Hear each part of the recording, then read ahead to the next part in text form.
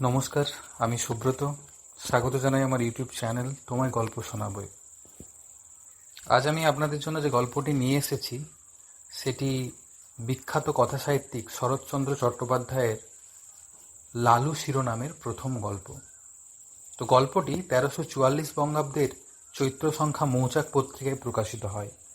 এই গল্পের উল্লেখযোগ্য চরিত্রগুলো হচ্ছে কেন্দ্রীয় চরিত্রে লালু, লালুর বাবা উকিল, লালুর মা নন্দরানী, নন্দরানী গুরুদেব, স্মৃতিরত্ন ঠাকুরমশাই।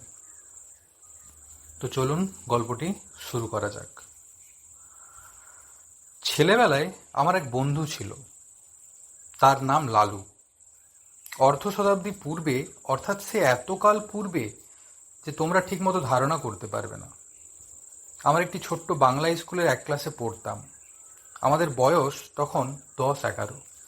মানুষকে ভয় দেখাবার, জব্দ করবার কত কৌশলই যে তার মাথায় ছিল তার ঠিকানা নেই। ওর মাকে রবারের সাপ দেখিয়ে একবার এমন বিপদে ফেলেছিল যে তিনি পা মচকে প্রায় ৭-৮ দিন খুঁড়িয়ে চলতেন।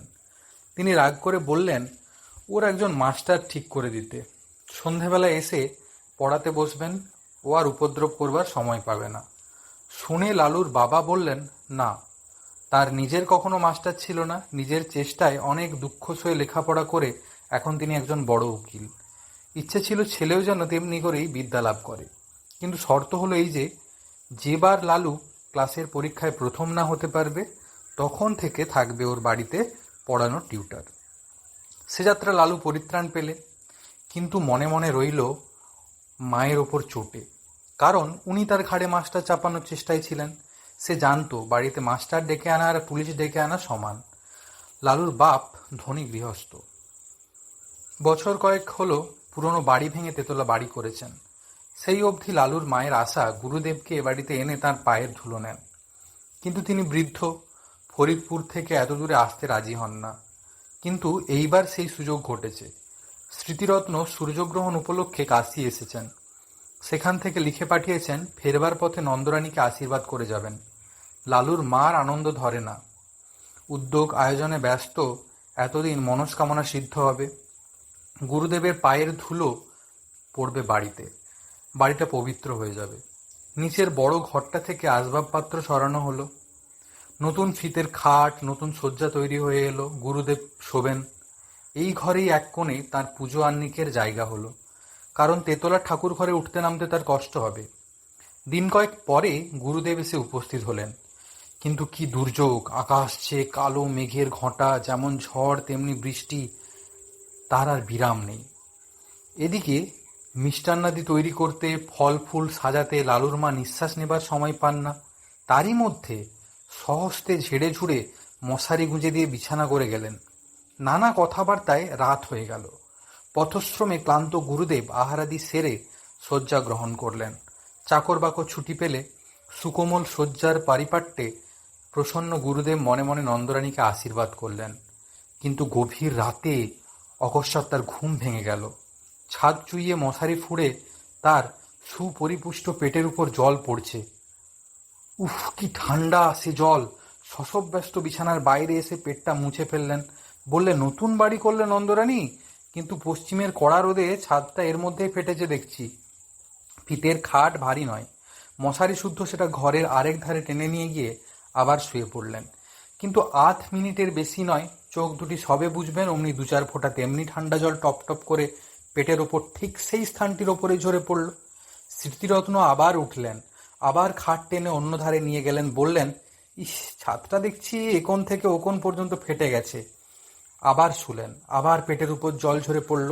আবার উঠে পেটের জল মুছে খাটটা টেনে নিয়ে আরেক ধারে গেলেন, কিন্তু শোবামাত্রই তেমনি জলের ফোঁটা।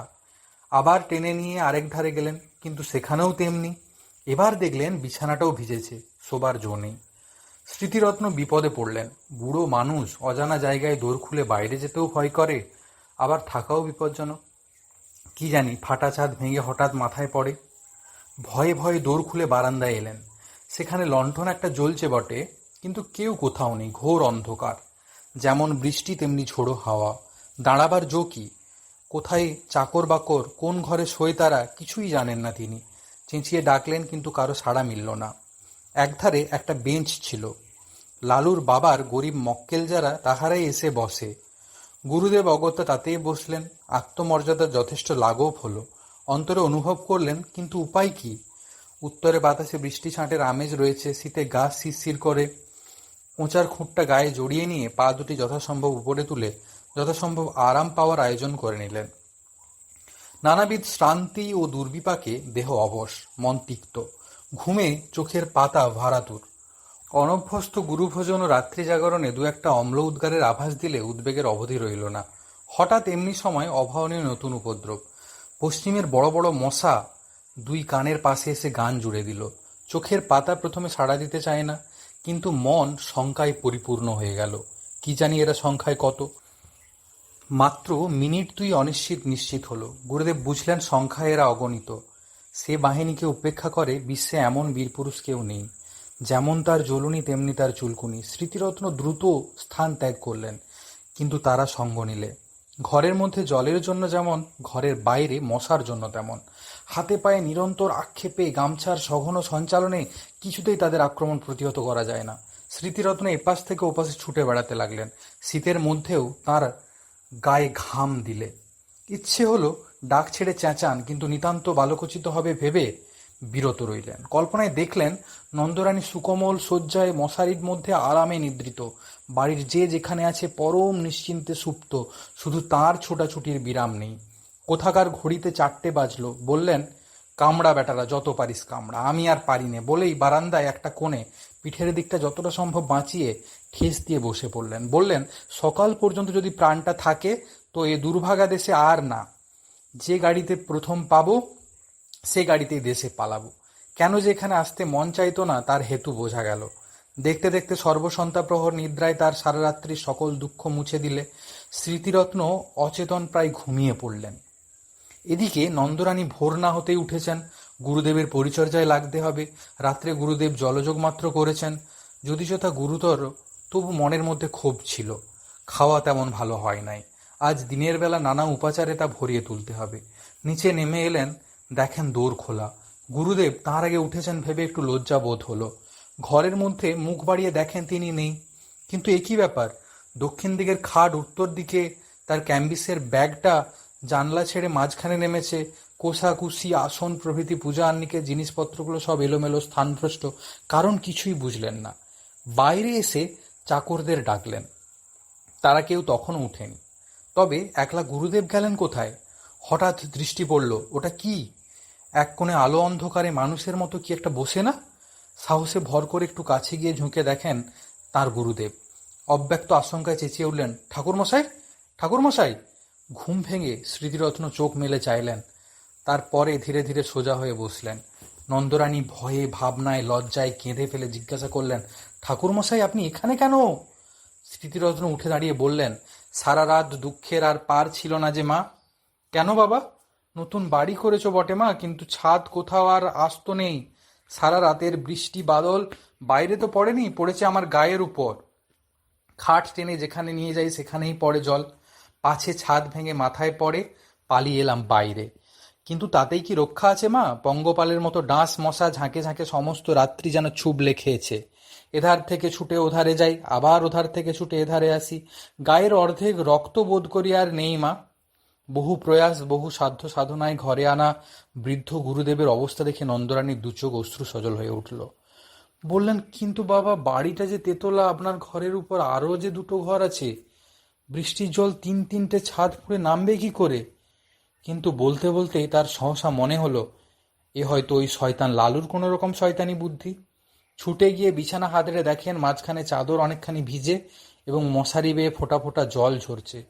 তাড়াতাড়ি নামিয়ে নিয়ে দেখতে পেলেন ন্যাকড়ায় বাঁধা এক চাঙড় বরফ, সবটা গলেনি, তখনও এক টুকরো বাকি আছে। পাগলের মতো ছুটে বাহিরে গিয়ে চাকরদের যাকে সম্মুখে পেলেন চেঁচিয়ে হুকুম দিলেন, হারামজাদা লেলো কোথায়? কাজকর্ম চুলোয় যাকগে, বজ্জাতটাকে যেখানে পাবি মারতে মারতে ধরে আন। লালুর বাবা সেইমাত্র নিচে নামছিলেন। স্ত্রীর কাণ্ড দেখে হতবুদ্ধি হয়ে গেলেন। এ কি কাণ্ড করছো, হলো কি? নন্দরানী কেঁদে ফেলে বললেন, হয় তোমার ওই লেলোকে বাড়ি থেকে তাড়াও, না হয় আজই আমি গঙ্গায় ডুবে মহাপাতকের প্রায়শ্চিত্ত করব। কি করলো সে? বিনা দোষে গুরুদেবের দশা কি করেছে চোখে দেখোগে। তখন সবাই গেলেন ঘরে। নন্দরানী সব বললেন, সব দেখালেন। স্বামীকে বললেন, এ দস্যি ছেলেকে নিয়ে ঘর করব কি করে তুমি বলো। গুরুদেব ব্যাপারটা সমস্ত বুঝলেন। নিজে নির্বুদ্ধিতায় বৃদ্ধ হা হা করে হেসে ফেললেন। লালুর বাবা আরেক দিকে মুখ ফিরিয়ে দাঁড়িয়ে রইলেন। চাকররা এসে বললে, লালু বাবু কোঠি মে নেই হ্যাঁ। আর একজন এসে জানালে সে মাসিমার বাড়িতে বসে খাবার খাচ্ছে। মাসিমা তাকে আসতে দিলেন না। মাসিমা মানে নন্দর ছোট বোন, তার স্বামীও উকিল। এরপরে লালু দিন 15 আর এ বাড়ির ত্রিসীমানায় পা দিলে না। তো এই ছিল লালু গল্পের প্রথম পর্বটি। আপনাদের কেমন লেগেছে জানাতে ভুলবেন না, এবং আরও অনেক গল্প শুনতে চ্যানেলটি সাবস্ক্রাইব করবেন এবং বন্ধুদের সাথে শেয়ার করবেন। নমস্কার।